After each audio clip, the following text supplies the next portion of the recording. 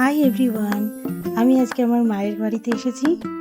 কদিন ধরেই মনে হচ্ছিল একটু পিঠে খাই, তাই আজকে মা আর আমি দুজনে মিলে বানাচ্ছি সরু চাকলি আর পাটিসাপটা পিঠে। জানি শীতের দিনে এই পিঠেগুলো বেশি ভালো লাগে, কিন্তু তবুও এখন একটু ট্রাই করতে দোষ কি।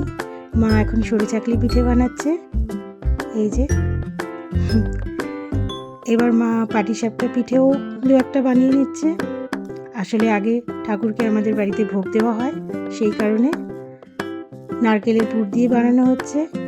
এরপরে আমিও কয়েকটা বানিয়ে নিচ্ছি। অ্যাকচুয়ালি এরপরে বাকিগুলো আমিই বানিয়েছিলাম, একটু ট্রাই করছিলাম।